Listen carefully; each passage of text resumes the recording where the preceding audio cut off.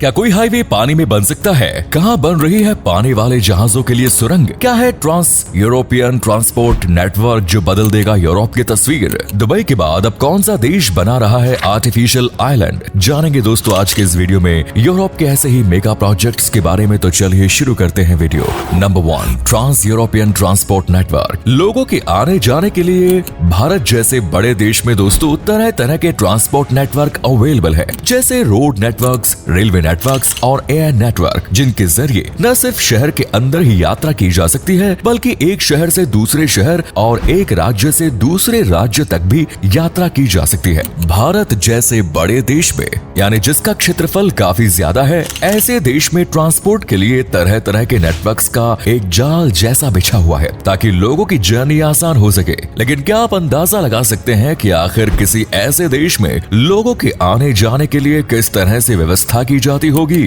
जो देश ज्यादा बड़े नहीं हैं, बल्कि ऐसे देश जो कि एरिया वाइज भारत के किसी शहर जितने ही बड़े हैं। यकीनन ऐसे देश में ट्रांसपोर्टेशन काफी मुश्किल होता है। और यूरोपियन कंट्रीज की बात की जाए तो वहाँ एक देश से दूसरे देश में जाने की लोगों को जरूरत भी बहुत होती है। इसी जरूरत को देखते हुए दोस्तों यूरोप में 27 देशों में एक ट्रांसपोर्ट नेटवर्क तैयार किया जा रहा है, जिसे ट्रांस यूरोपियन ट्रांसपोर्ट नेटवर्क नाम दिया गया। इस ट्रांसपोर्ट नेटवर्क में यूरोप के 27 देश शामिल होंगे, यानी इस ट्रांसपोर्ट नेटवर्क की वजह से 27 देशों में लोगों का एक से दूसरे देश में आना और जाना काफी इजी हो जाएगा। $625 बिलियन से तैयार होने वाले इस प्रोजेक्ट्स में रोड्स, हाईवेज, रेलवेज, एयरपोर्ट्स, सी पोर्ट्स, वाटरवेज और टेलीकम्युनिकेशन इंफ्रास्ट्रक्चर भी शामिल होंगे, जो कि यूरोपियन यूनियन के देशों को इंटरकनेक्ट कर देगा। एक दिलचस्प बात और बता दें कि यूरोप के जिस एरिया में जिन 27 देशों में ये नेटवर्क तैयार किया जाना है,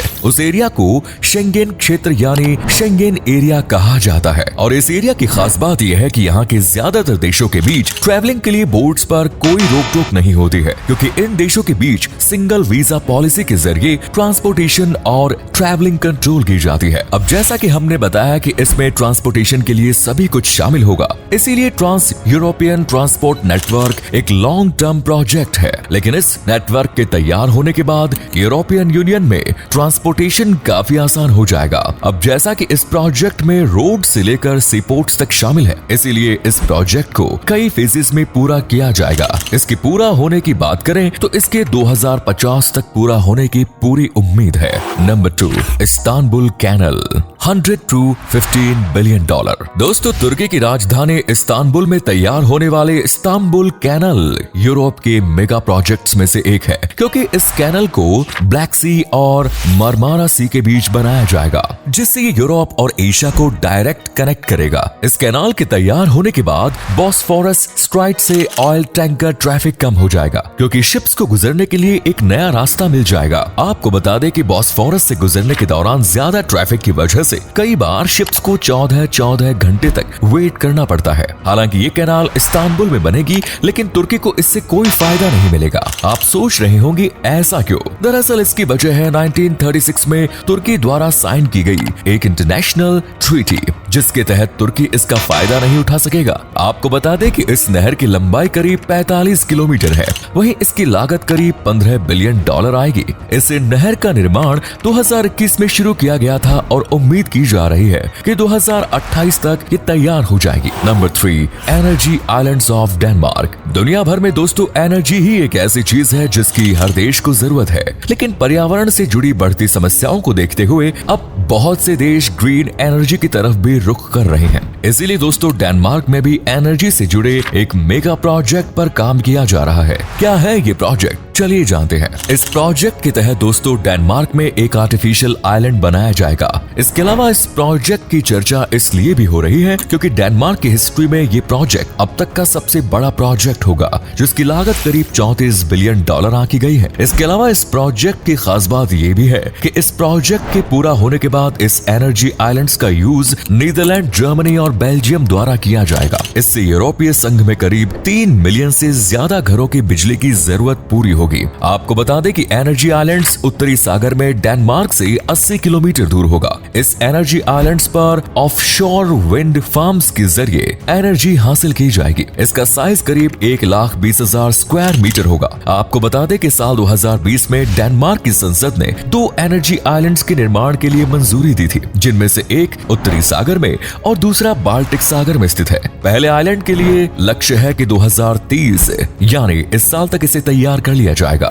नंबर 4, ग्रैंड पेरिस एक्सप्रेस। हालांकि दोस्तों, भारत में अभी भी बहुत से शहरों में मेट्रो आना बाकी है, लेकिन आपको जानकर हैरानी होगी कि दुनिया के बहुत से देशों में मेट्रो पूरे देश में अवेलेबल है। अब जैसे बात करें पेरिस की, तो पेरिस मेट्रो की दुनिया की सबसे बिजी मेट्रोज में से एक है, क्योंकि पेरिस मेट्रो के जरिए हर रोज करीब 4 मिलियन पैसेंजर्स ट्रैवल करते हैं, जिसकी एक वजह ये भी है कि पेरिस दुनिया के उन देशों में से एक है जहां पर दुनिया भर से टूरिस्ट विजिट करते हैं। यही वजह है कि यूरोपियन कंट्रीज में सबसे ज्यादा भीड़ की समस्या पेरिस में रहती है, और ट्रैफिक की इसी समस्या को देखते हुए सरकार ने 2015 में ग्रैंड पेरिस एक्सप्रेस प्रोजेक्ट की शुरुआत की, जिससे कि रोज मेट्रो से ट्रैवल करने वाले लोगों के लिए दूसरे ऑप्शंस भी रहे और ट्रैफिक लोड कम हो सके। आपको बता दें कि ग्रैंड पेरिस एक्सप्रेस 200 किलोमीटर लंबा होगा और इस पर 68 नए स्टेशन होंगे। इस प्रोजेक्ट के पूरा होने पर एक्स्ट्रा 2 मिलियन यात्री अपनी यात्रा आसानी से कर पाएंगे। ये प्रोजेक्ट 2030 तक पूरा हो जाएगा।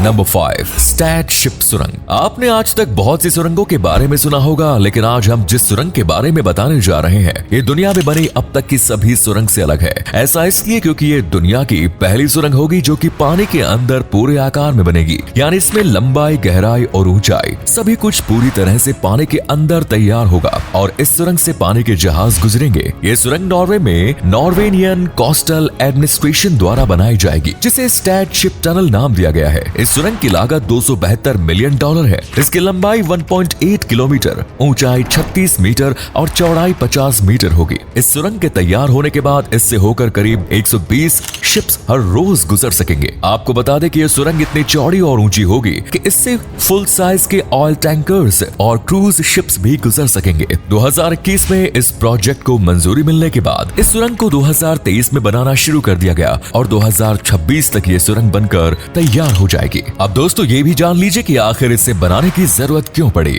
दोस्तों, नॉर्वे के ज्यादातर तट चट्टानी है। इन्हीं में से नॉर्वे का एक समुद्री हिस्सा ऐसा भी है जो कि समुद्री जहाजों के लिए काफी खतरनाक रहा है, क्योंकि यहाँ पर मौसम काफी खराब रहता है। यहाँ पर मौसम समुद्री जहाजों के लिए काफी रिस्की रहता है। यह हिस्सा नॉर्थ सी और नॉर्वेनियन सी का समुद्री रास्ता है, जो कि नॉर्वे में काफी बिजी समुद्री रास्ता भी रहा है। लेकिन खराब मौसम की वजह से जहाजों को इस रास्ते पर कई बार कई दिन तक मौसम के ठीक होने का इंतजार करना पड़ता है। इसीलिए इस सुरंग को बनाया जा रहा है ताकि इसके जरिए खतरनाक स्टैटवेट सी को बाईपास करके सीधे स्टैट प्रायद्वीप से सुरक्षित गुजारा जा सके। इससे यात्रा का समय भी 2 घंटे तक कम हो जाएगा। Number 6, Frankfurt international airport expansion project. दोस्तों, जर्मनी में सोचिए कितने इंटरनेशनल एयरपोर्ट्स हो सकते हैं। आपको जानकर हैरानी होगी कि जर्मनी में 2, 4, 10 नहीं बल्कि पूरे 36 इंटरनेशनल एयरपोर्ट है, जिनमें से फ्रैंकफर्ट इंटरनेशनल एयरपोर्ट जर्मनी का सबसे बड़ा और सबसे बिजी एयरपोर्ट है,